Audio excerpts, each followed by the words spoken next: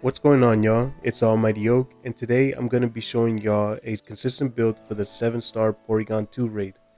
For this build, we're going to be using Koraidon at level 100 and hyper trained with the Tera type fighting and the held item Cloak to keep you from getting any secondary effects from Porygon 2's attacks. The moves are going to be Drain Punch, make sure you max out the power points in Drain Punch, Sword Dance, and Collision Course. The EVs, you're going to want to max out Special Defense, get your HP to 351 and your attacks to 360 with a Sassy nature. And Koraidon just has the one ability, Orichalcum Pulse. Let's go ahead and jump into the raid.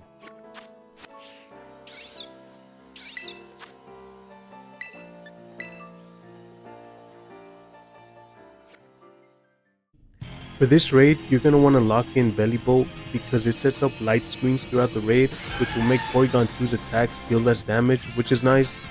But it also uses Discharge, which has a chance of paralyzing the Porygon 2, which helps throughout the raid, but especially comes in handy after it resets your stats because you're able to set up quicker and defeat the Porygon in less time.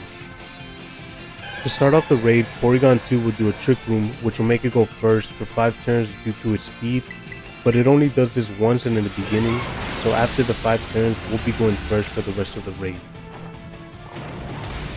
You're going to start off with a Drain Punch to regain your health, which is a big factor in this raid because you want to avoid getting knocked out by critical hits, especially before breaking the shield.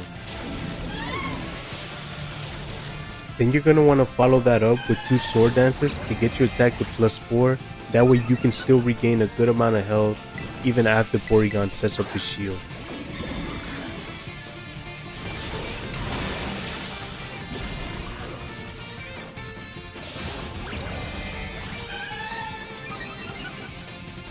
After your second Sword Dance, Porygon 2 will steal some of your Tera Orbs charge, which means we're at 90% of the time remaining, and that we're going to have to do 3 more attacks in order to fully charge our Tera Orb.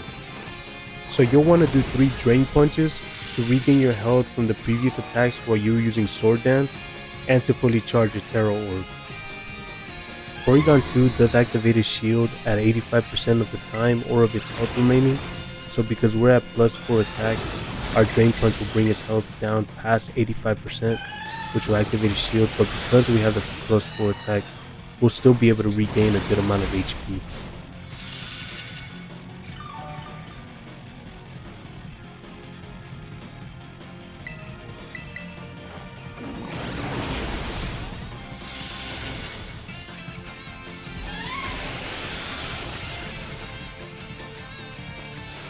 Porygon 2 will then reset its stats at 80% of the time remaining, which at this point our Tera Orb should be fully charged. So you'll want to terrestrialize and use 2 Drain Punches to weaken his shield while still having a +4 in attack.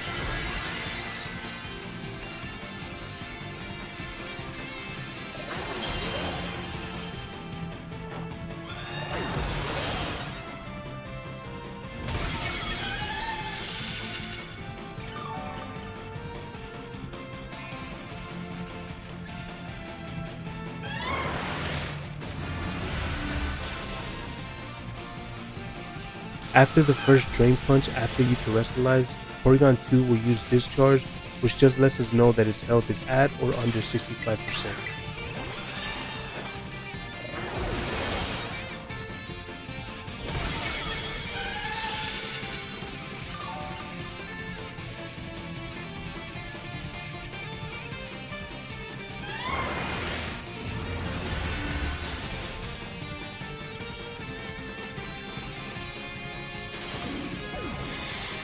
After Porygon 2 resets your stats, that just lets us know we're at 70% of the time remaining. It is good to have Drain Punch in your first slot, just to make it quicker and easier to use up to this point. After your stats are reset, your whole goal is to get to a +6 in attack and to maintain good HP. So you can play around with the sequence of moves for the remaining of the raid, but just keep your health in mind. As you can see, Porygon hit us with a critical hit and I went for a Sword Dance. You can easily go for a Drain Punch and then a Sword Dance to start boosting up your attack. Also, after this point, anytime Porygon 2 can't move because it's paralyzed, that always comes in handy because sometimes you're able to do 2 Sword Dances before you get hit. So just see how much health you have and you get a chance to do 2 sword dances or even 3, go for it. That'll just make defeating Porygon 2 even quicker. But typically you should be able to just cycle between sword dance and drain punch pretty easily.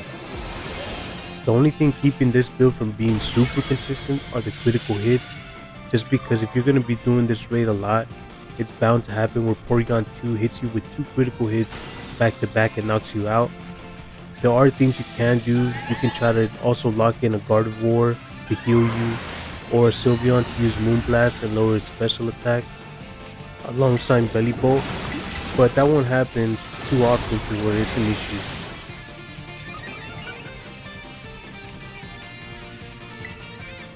You also want to try to go for an attack tier and then use Collision Course as the final move.